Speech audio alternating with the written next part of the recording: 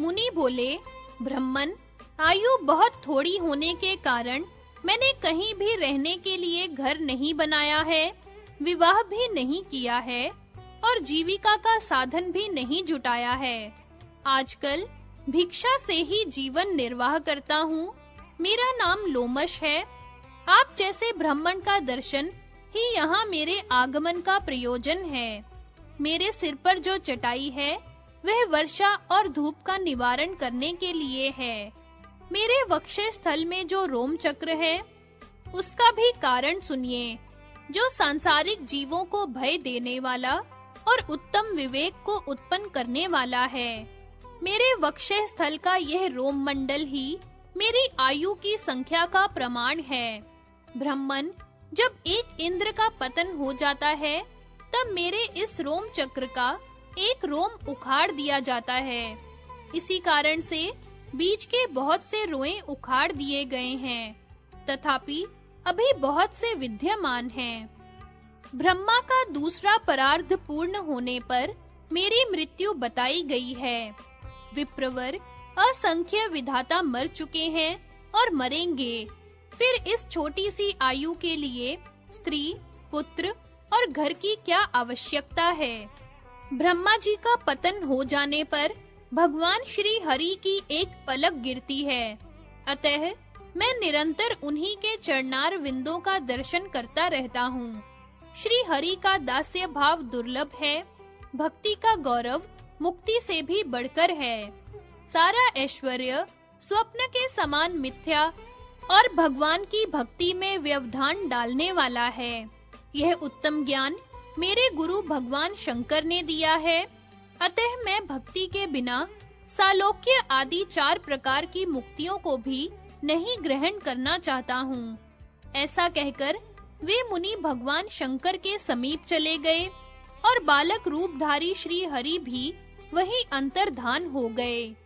इंद्र स्वप्न की भांति यह घटना देखकर बड़े विस्मित हुए। अब उन परमेश्वर के मन में संपत्ति के लिए तृष्णा नहीं रह गई।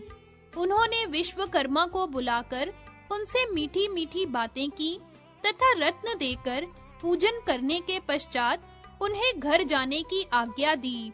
फिर सब कुछ अपने पुत्र को सौंपकर वे भगवान की शरण में जाने को उद्यत हो गए। उनका विवेक जाग उठा था, अतः वे शची तथा राजलक्ष्मी को त्याग कर प्रारब्ध क्षय की कामना करने लगे।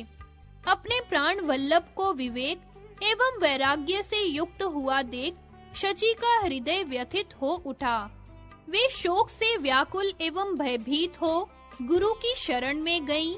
वहां सब कुछ निवेदन करके बृहस्पति जी को बुलाकर इंद्र को नीति के सार तत्व का उपदेश कराया। गुरु बृहस्पति ने दाम्पत्य प्रेम से युक्त शास्त्र विशेष की रचना करके स्वयं प्रेम पूर्वक उन्हें पढ़ाया। बृहस्पति जी ने उस शास्त्र विशेष का भाव इंद्र को भली भांति समझा दिया। वृंदावन विनोदिनी, तब इंद्र पूर्ववत राज्य करने लगे। सुरेश्वरी, इस प्रकार मैंने इंद्र के अभिमान भंग का सारा प्रसंग कह सुनाया। पिता नंद के यज्ञ में जो इंद्र के दर्प का दलन हुआ था, उसे तो तुमने अपने आंखों से ही देखा था। सूर्य और अग्नि के दर्प भंग की कथा। राधिका बोली, भगवन, आपने इंद्र के दर्प भंग का प्रसंग मुझसे कहा। अब मैं सूर्य देव के गर्व गंजन की बात यथार्थ रूप से सुनना चाहती हूँ। भगवान श्री कृष्ण ने कहा, सुंदरी, सूर्य एक ही बार उदय लेकर फिर अस्त हो गए, परंतु माली और सुमाली नामक 2 दैत्यराज सूर्यास्त हो जाने के बाद भी वैसा ही प्रकाश बनाए रखने के लिए उद्यत हुए। भगवान शंकर के वर से महान ऐश्वर्य पाकर वे दोनों दैत्य मद से उन्मत्त हो गए थे। उनकी प्रभा से रात्रि नहीं होने पाती थी।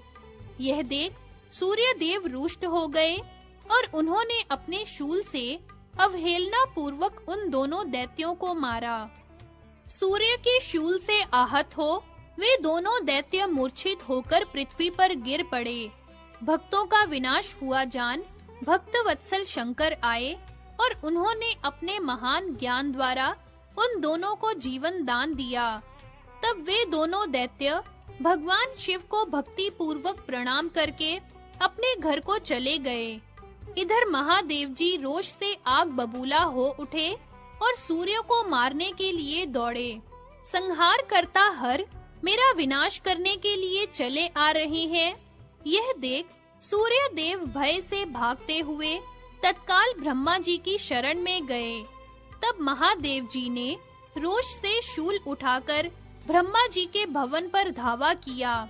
भगवान शिव काल के भी काल और विधाता के भी विधाता हैं।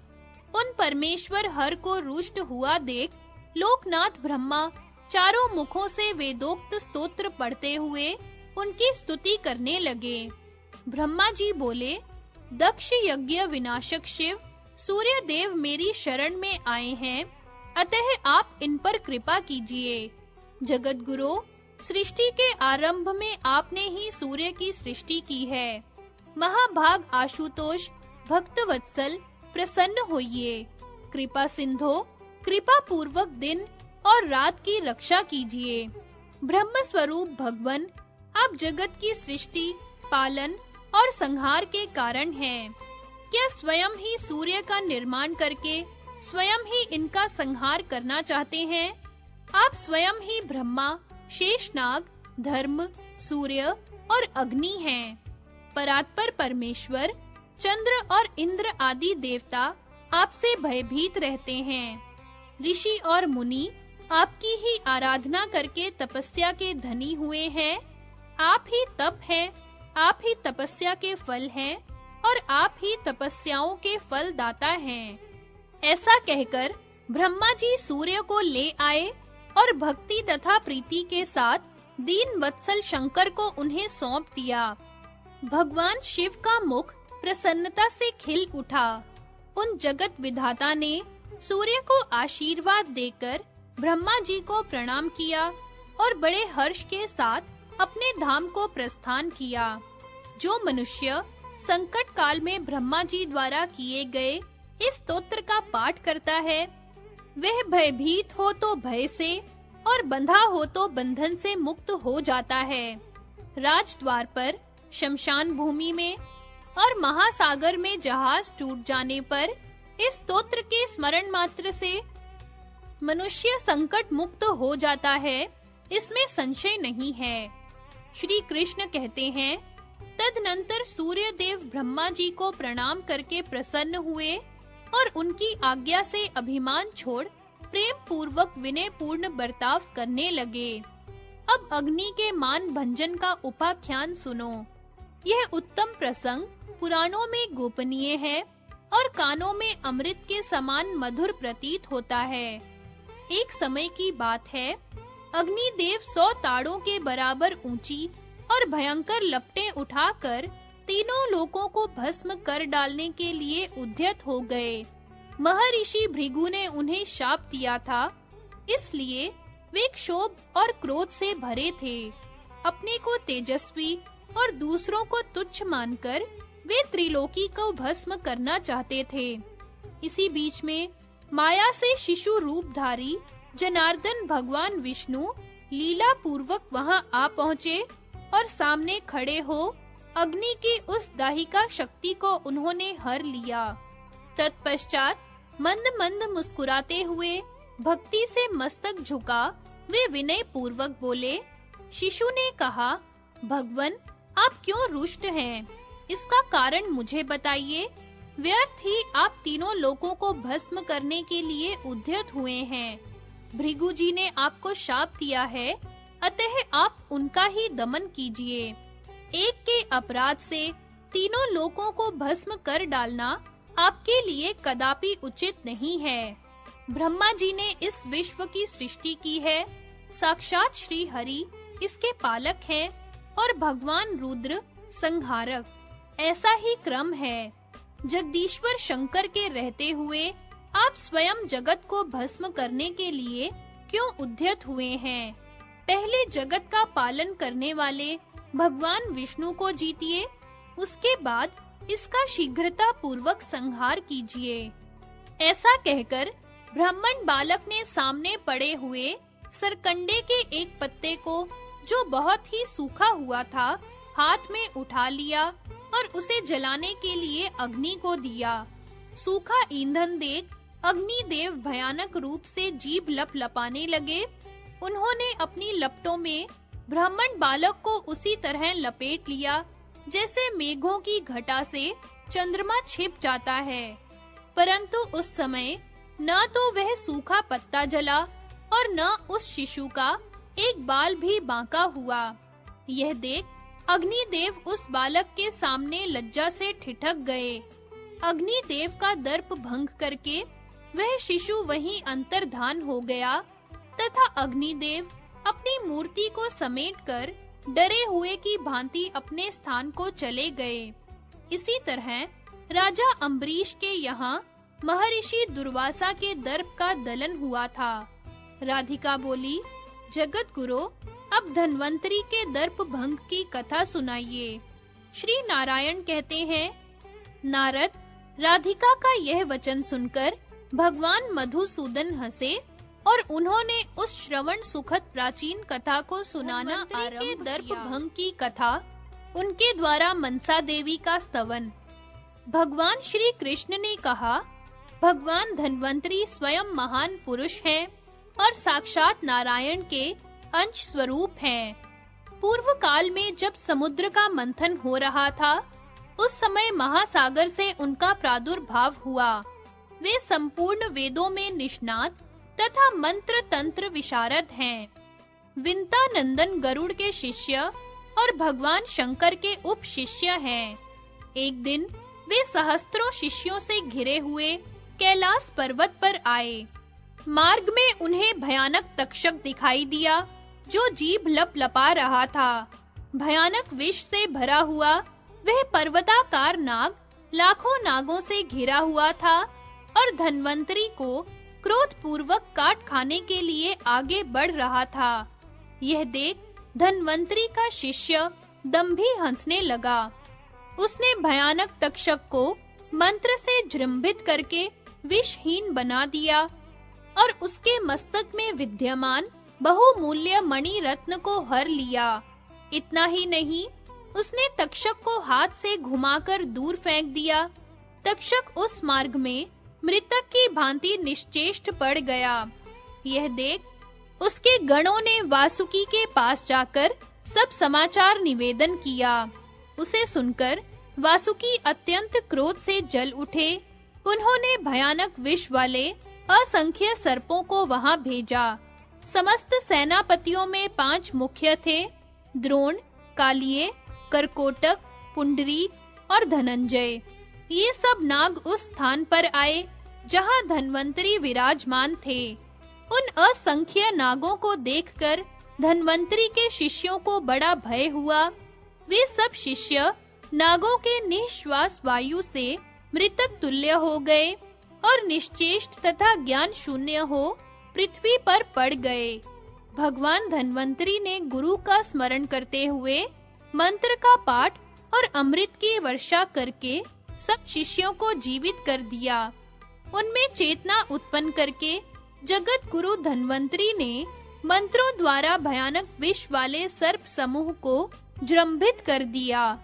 फिर तो वे सब के सब ऐसे निश्चेष्ट हुए मानो मर गए हों। उन नाग गणों में कोई ऐसा भी नहीं रह गया जो नागराज को समाचार दे सके। परंतु नागराज वासुकी सर्वज्ञ है। उन्होंने सर्पों के उन समस्त संकट को जान लिया और अपनी ज्ञान रूपिणी बहन जगत गौरी मनसा को बुलाया।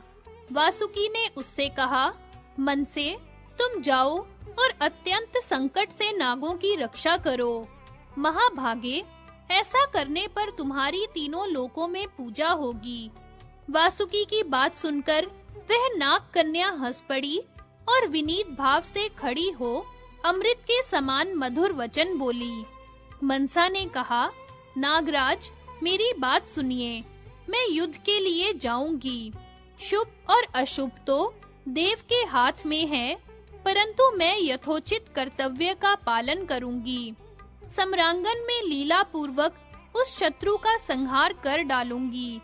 जिसे मैं मार दूंगी, उसकी रक्षा कौन कर सकता है? मेरे बड़े भाई और गुरु भगवान शेष ने मुझे जगदीश्वर नारायण का परम अद्भुत सिद्ध मंत्र प्रदान किया है। मैं अपने कंठ में त्रैलोक्य मंगल नामक उत्तम कवच धारण करती हूँ। अतः संसार को भस्म करके पुनः उसकी सृष्टि करने में समर्थ हूँ। मंत्र शास्त्रों में मैं भगवान शंकर की शिष्या हूँ। पूर्व काल में भगवान शिव ने कृपा पूर्वक मुझे महान ज्ञान दिया था। ऐसा कहकर श्री हरि शिव तथा शेषनाग को प्रणाम करके मन में हर्ष और उत्साह लिए मनसा अन्य नागों को वहीं छोड़ अकेली ही रोष पूर्वक उस स्थान को गई।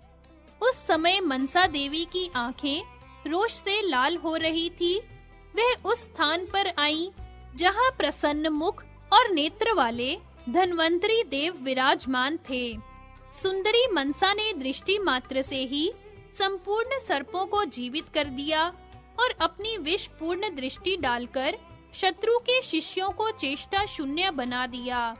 भगवान धन्वंतरी मंत्र शास्त्र के ज्ञान में निपुण थे। उन्होंने मंत्र द्वारा शिष्यों को उठाने का यत्न किया, परंतु वे सफल न हो सके। तब मनसा देवी ने धन्वंतरी की ओर देख हंसकर अहंकार भरी बात कही। मनसा बोली, सिद्ध पुरुष, बताओ तो सही, क्या तुम मंत्र का अर्थ, मंत्र शिल्प, मंत्र भेद और महान औषध का ज्ञान रखते हो? गरुड़ के शिष्य होना, मैं और गरुड़ दोनों भगवान शंकर के विख्यात शिष्य हैं और दीर्घ काल तक गुरु के पास शिक्षा लेते रहे हैं।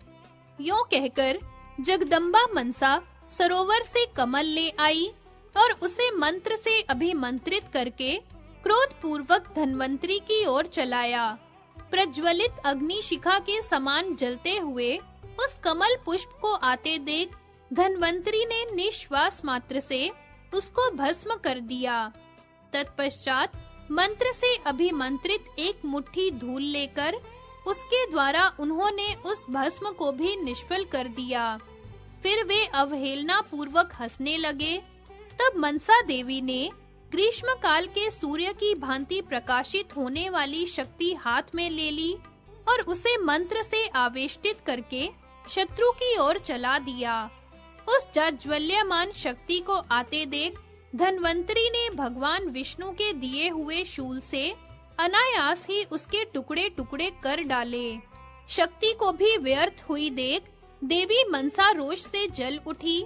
अब उसने कभी व्यर्थ न जाने वाले दुस्सह एवं भयंकर नागपाश को हाथ में लिया, जो 1,00,000 नागों से युक्त सिद्ध मंत्र से अभिमंत्रित तथा काल और अंत के समान तेजस्वी था। उसने क्रोध पूर्वक उस नागपाश को चलाया। नागपाश को देखकर धन्वंतरी प्रसन्नता से मुस्कुरा उठे। उन्होंने तत्काल गरुड़ का स्मरण किया और पक्षीराज गरुड़ वहां आ पहुंचे। नागास्त्र को आया देख दीर्घ काल के भूखे हुए हरिवाहन गरुड़ ने चोंच से मार-मार कर सब नागों को अपना आहार बना लिया।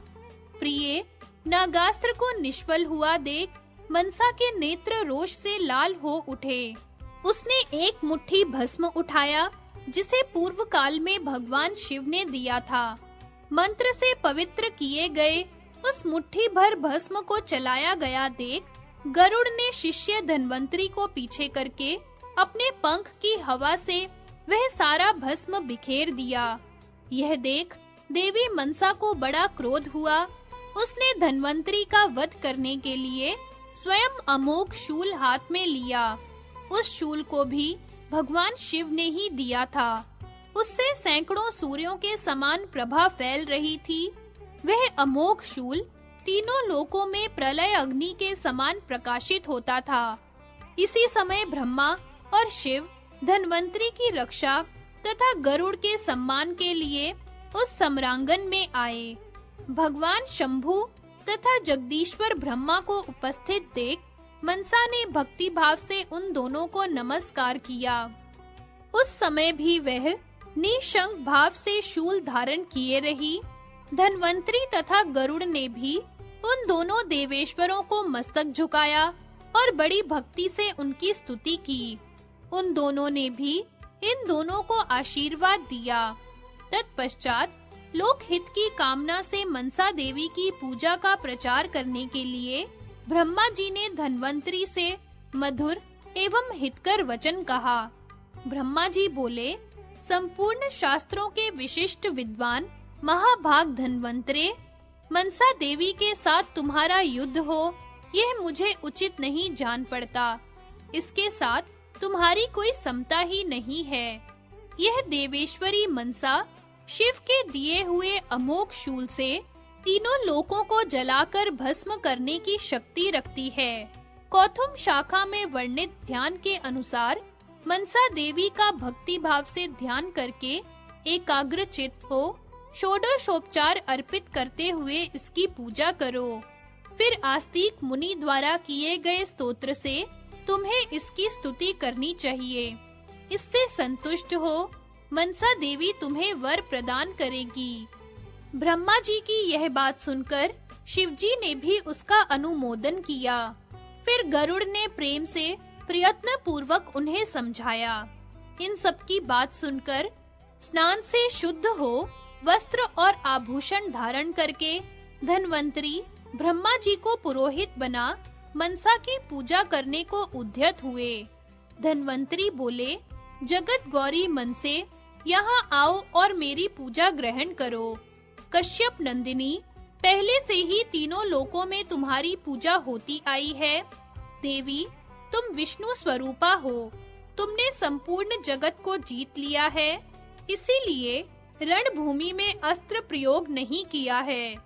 ऐसा कहकर संयत हो भक्ति से मस्तक झुका, हाथ में श्वेत पुष्प ले वे ध्यान करने को उद्यत हुए। ध्यान। मनसा देवी की अंग कांति मनोहर चंपा के समान गौर है। उनके सभी अंग मन को मोह लेने वाले हैं। प्रसन्न मुख पर मंद हास की छटा छा रही है। महीन वस्त्र उनके श्री अंगों की शोभा बढ़ाते हैं। परम सुंदर केशों की वेणी अद्भुत शोभा से संपन्न है। वे रत्नमय आभूषणों से विभूषित हैं। सबको अभय देने वाली वे देवी भक्तों पर अनुग्रह के लिए कातर देखी जाती है। संपूर्ण विद्याओं को देने वाली शांत स्वरूपा, सर्व विद्या विशारदा, नागेंद्र वाहना और नागों की स्वामिनी है। उन परा देवी मनसा का मैं भजन करता हूँ। प्रिय, इस प्रकार ध्यान कर पुष्प दे नाना द्रव्यों से युक्त षोडशोपचार चढ़ाकर धन्वंतरी ने उनका पूजन किया। तत्पश्चात पुलकित शरीर हो भक्ति से मस्तक झुका दोनों हाथ जोड़ उन्होंने यत्न पूर्वक मनसा देवी की स्तुति की। धन्वंतरी बोले, सिद्धि स्वरूपा मनसा देवी को नमस्कार है। उन सिद्धि दायिनी देवी को बारंबार मेरा प्रणाम है। वरदायिनी कश्यप कन्या को नमस्कार, नमस्कार और पुनः नमस्कार। कल्याणकारिणी शंकर कन्या को बारंबार नमस्कार। तुम नागों पर सवार होने वाली नागेश्वरी हो। तुम्हें नमस्कार, नमस्कार, नमस्कार। तुम आस्तिक की माता और जगत जननी हो। तुम्हें मेरा नमस्कार है। जगत की कारण भूता जरत्कारु को नमस्कार है। जरत्कारु मुनि की पत्नी को नमस्कार है। नाग भगिनी को नमस्कार है। योगिनी को बारंबार नमस्कार है। चिरकाल तक तपस्या करने वाली सुखदायिनी मनसा देवी को बारंबार नमस्कार है। तपस्या रूपा देवी को नमस्कार है। फलदायिनी मनसा देवी को नमस्कार है। साध्वी, सुशीला एवं शांत स्वरूपा देवी को बारंबार नमस्कार है। ऐसा कहकर धन्वंतरी ने भक्ति भाव से यत्न पूर्वक उन्हें प्रणाम किया। उस स्तुति से संतुष्ट हुई देवी मनसा धन्वंतरी को वर देकर शीघ्र ही अपने घर को चली गई। ब्रह्मा, रुद्र और गरुड़ भी अपने-अपने धाम को चले गए। भगवान धन्वंतरी भी अपने भवन को पधारे। फणों से सुशोभित नागगण प्रसन्नता पूर्वक पाताल को चले गए। प्रिय, इस प्रकार मैंने संपूर्ण सत्वराज तुमसे कहा है। आस्तिक ने विधि पूर्वक माता की भक्ति की। इससे वह जगत गौरी अपने पुत्र मुनिवर आस्तिक पर बहुत संतुष्ट हुई। जो मनुष्य भक्ति पूर्वक इस परम पुण्यमय स्तोत्र का पाठ करता है, उसके वंशजों को नागों से भय नहीं होता, इसमें संशय नहीं है। अंतर्धान होने से श्री राधा और गोपियों का दुख से रोदन, चंदन वन में श्री कृष्ण का उन्हें दर्शन देना, गोपियों के प्रणय कोप जनित उद्गार, श्री कृष्ण का उनके साथ विहार, श्री राधा नाम के प्रथम उच्चारण का कारण, श्री कृष्ण द्वारा श्री राधा का श्रृंगार, गोपियों द्वारा उनकी सेवा और श्री कृष्ण के मथुरा गमन से लेकर परम धाम गमन तक की लीलाओं का संक्षिप्त परिचय। श्री कृष्ण ने कहा, प्रिय, मैंने छोटे बड़े सभी लोगों के दर्प भंग की कहानी कही और तुमने सुनी। इसमें संदेह नहीं कि उन सबका अभिमान भंग किया ही गया था। अब उठो और वृंदावन में चलो। सुंदरी, अब मैं विरह से पीड़ित हुई गोपिकाओं को शीघ्र देखना चाहता हूँ। श्री नारायण कहते हैं, नारद, श्याम सुंदर की यह बात सुनकर मानिनी रासिकेश्वरी राधा ने उनसे कहा, प्राणेश्वर, मैं चलने में असमर्थ हो गई हूँ, अतः तुम ही मुझे ले चलो। राधा की यह बात सुन मधुसूदन हंसकर बोले, तब मुझ पर ही सवार हो जाओ। ऐसा कह वे तत्काल अदृश्य हो गए। राधा मन की गति से चलने वाली थी। वे क्षण भर वहां रोती रही, फिर इधर-उधर श्याम सुंदर को ढूंढती हुई वृंदावन में जा पहुंची। शोक से कातर हुई राधा ने रोते-रोते चंदन वन में प्रवेश किया। वहां उन्होंने शोकाकुल गोपियों को देखा, जो भय से विह्वल थी। उनके मुंह लाल हो गए थे, आंखें इधर-उधर घूरती थी। वे संपूर्ण वन में भ्रमण करती और हाँ नाथ पुकारती हुई बिना खाए पिए रह रही थी। उनके मन में बड़ा रोष था। प्रेम विच्छेद से कातर राधिका ने उन सबको देखकर उनसे मलय वन में भ्रमण आदि का अपना सारा वृत्तांत कह सुनाया। फिर वे उन सबके साथ रोदन करने लगी।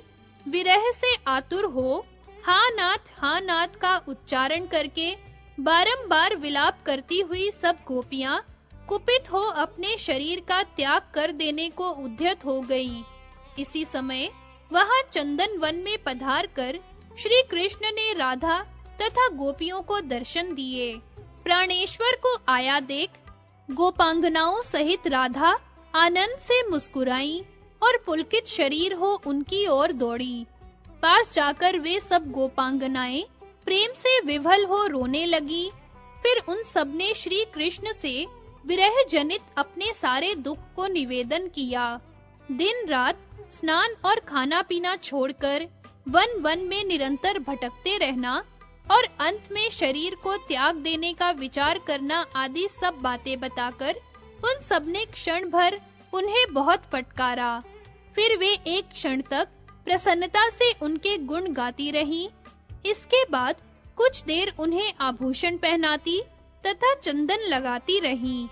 कोई गोपियां बोली, अरे सखी, देखो श्याम सुंदर हमारे प्राणों के चोर हैं, इनकी निरंतर रखवाली करो, ये कहीं जाने ना पावें। यह सुनकर दूसरी बोल उठी, नहीं सखी, अब ये फिर ऐसा अपराध कभी नहीं करेंगे। कोई कहने लगी, अरे सखियों, इन्हें शीघ्र ही चारों ओर से घेरकर बीच में कर लो। दूसरी बोली, नहीं सखी, इन्हें प्रेम पाश से बांधकर हृदय मंदिर में कैद कर लो। कोई बोली, ये पुरुष है, इन पर कभी विश्वास नहीं किया जा सकता। अन्य बोल उठी, इन चित चोर की यत्न पूर्वक देखभाल करो। कोई कुपित होकर कहने लगी, ये निष्ठुर हैं, नरघाती हैं। कोई बोली, अब फिर इनसे बात न करो।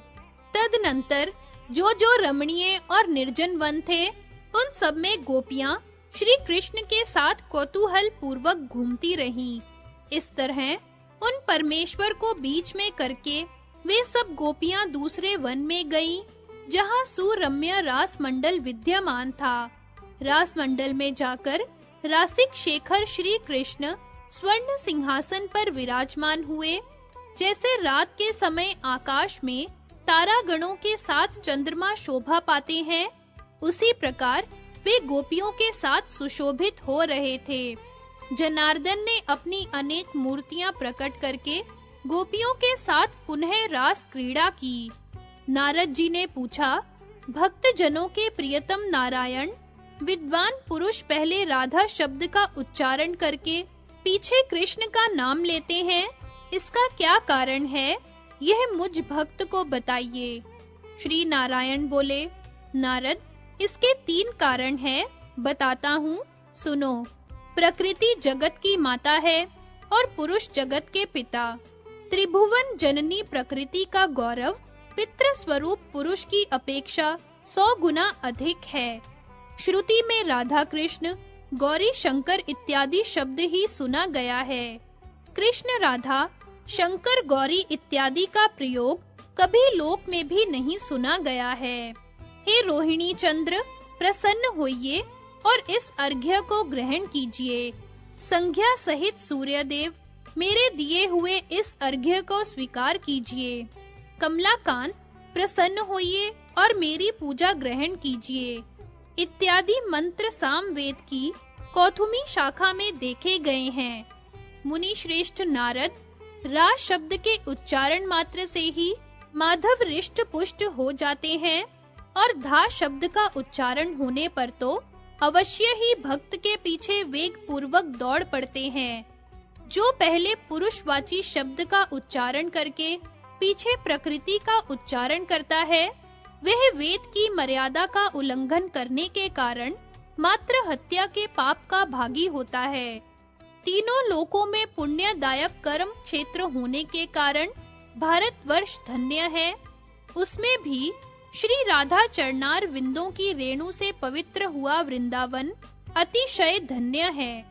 राधा के चरण कमलों की पवित्र धूल प्राप्त करने के लिए ब्रह्मा जी ने 60,000 वर्षों तक तपस्या की थी। नारद जी ने पूछा, पूर्णमासी बीत जाने पर जगदीश्वर श्री कृष्ण ने क्या किया? उस समय उनकी कौन सी रहस्य लीला हुई? यह बताने की कृपा करें।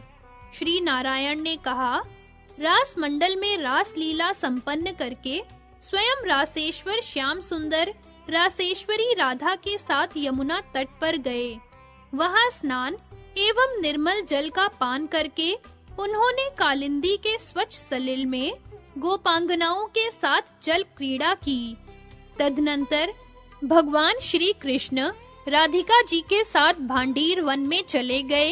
इधर प्रेम विभला गोपियां अपने-अपने घरों को लौट गईं। उस समय श्याम सुंदर श्री राधा के साथ मालती कानन, वासंती कानन, चंदन कानन तथा चंपक कानन आदि मनोहर वनों में क्रीड़ा करते रहे। फिर पद्म वन में रात को शयन किया। प्रातः काल उन्होंने देखा प्रिया जी फूलों की शैया पर सो रही है।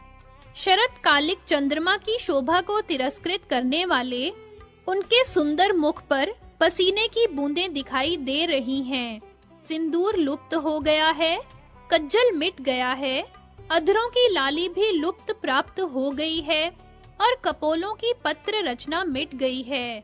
उनकी वेणी खुल गई है, नेत्र कमल बंद हैं और रत्नों के बने हुए 2 बहुमूल्य कुंडलों से उनके मुख मंडल की अपूर्व शोभा हो रही है।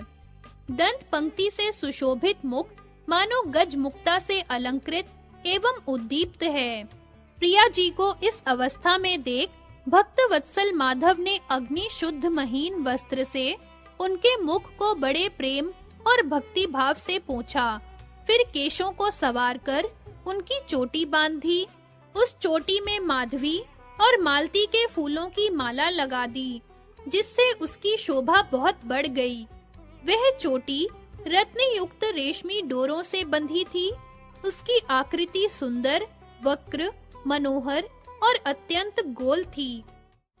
कुंद के फूलों से भी उसका श्रृंगार किया गया था। वेणी बांधने के पश्चात श्याम सुंदर ने प्रिया जी के भाल देश में सिंदूर का तिलक लगाया, उसके नीचे उज्जवल चंदन का श्रृंगार किया, फिर कस्तूरी की बेंदी से उनके ललाट की शोभा बढ़ाई। तत्पश्चात दोनों कपोलों पर चित्र विचित्र पत्र रचना की, नेत्र कमलों में भक्ति भाव से काजल लगाया, जिससे उनका सौंदर्य खिल उठा। फिर बड़े अनुराग से राधा के अधरों में लाली लगाई, कान में 2 अत्यंत निर्मल आभूषण पहनाए, गले में बहुमूल्य रत्नों का हार पहनाया, जो उनके वक्षः स्थल को उद्भासित कर रहा था। वह हार मणियों की लड़ियों से प्रकाशित हो रहा था। तदनंतर बहुमूल्य, दिव्य, अग्नि शुद्ध तथा सब प्रकार के रत्नों से अलंकृत वस्त्र पहनाया, जो कस्तूरी और कुमकुम से अभिषिक्त था।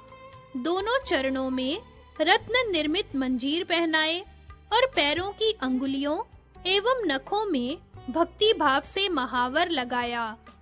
जो तीनों लोकों के सत्पुरुषों द्वारा सेव्य है, उन श्याम सुंदर ने अपनी सेव्य रूपा प्राण वल्लभा की सेवा की।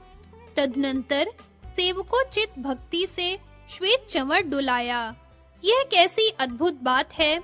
इसके बाद समस्त भावों के जानकारों में श्रेष्ठ, बोध कला के ज्ञाता एवं विलास शास्त्र के मर्मज्ञ श्री हरि ने अपनी प्राण वल्लभा को जगाया और अपने वक्षः स्थल में उनके लिए स्थान दिया।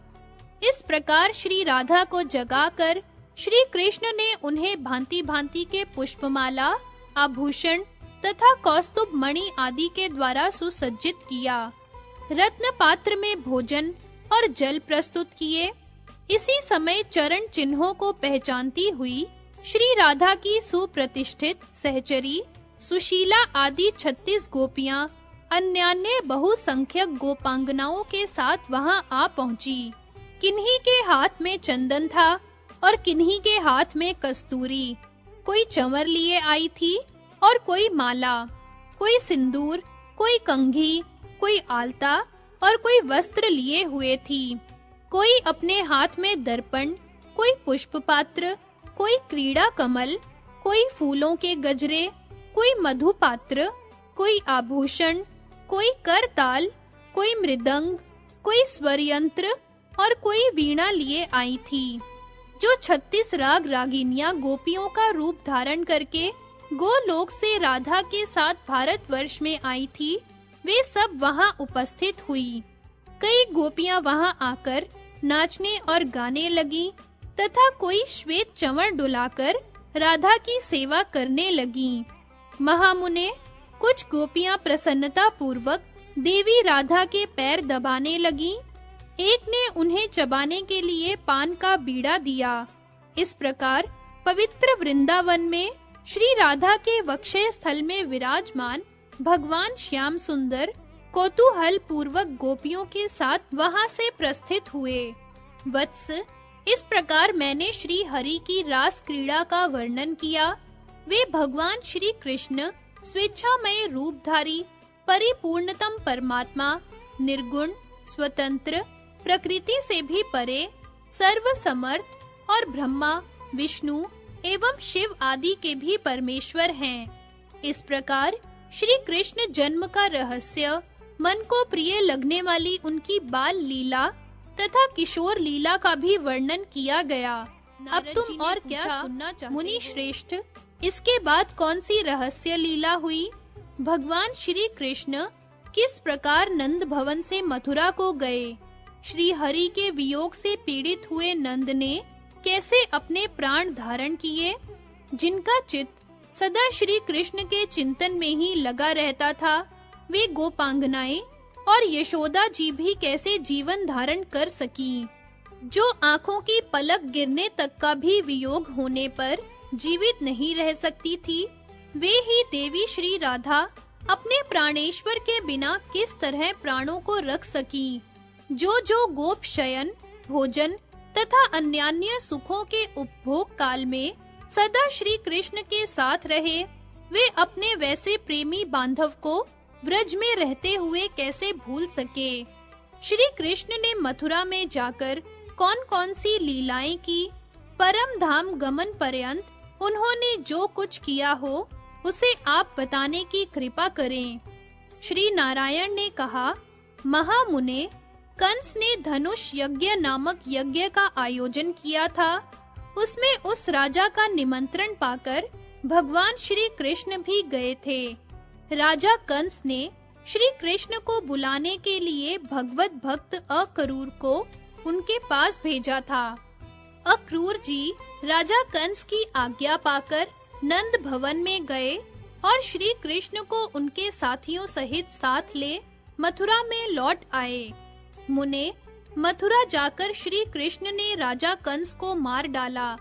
एक धोबी को, चाणूर और मुष्टिक नामक मल्ल को तथा कुवल्या पीड़ नामक हाथी को वे पहले ही काल के गाल में भेज चुके थे। कंस वध के अनंतर बांधव श्री कृष्ण ने माता-पिता तथा भाई बंधुओं का उद्धार किया। श्री हरि ने कृपा पूर्वक एक माली को भी मोक्ष प्रदान किया। फिर गोपियों पर दया आने से उद्धव को व्रज में भेजकर उन्हीं के द्वारा उन्हें समझाया बुझाया और धीरज बंधाया। तदनंतर उपनयन संस्कार के पश्चात भगवान अवंती नगर में गए और वहां गुरु सांदीपनि मुनि से विद्या ग्रहण की। उसके बाद जरासंध को जीतकर यवन राज का वध किया और विधि पूर्वक उग्रसेन को राजा के पद पर बिठाया। समुद्र के निकट जा वहां द्वारकापुरी का निर्माण कराया और राजाओं के समूह को जीतकर वे रुक्मिणी देवी को हर लाए। फिर कालिंदी, लक्ष्मणा, शैव्या, सत्या, सती, जाम्बवती, मित्रविंदा तथा नाग्नजिति के साथ विवाह किया। तत्पश्चात भयानक संग्राम के द्वारा प्राग ज्योतिषपुर के नरेश नरक का वध करके उन्होंने 16,000 राजकुमारियों का उद्धार किया और उन्हें पत्नी रूप में अपनाकर उनके साथ विहार किया।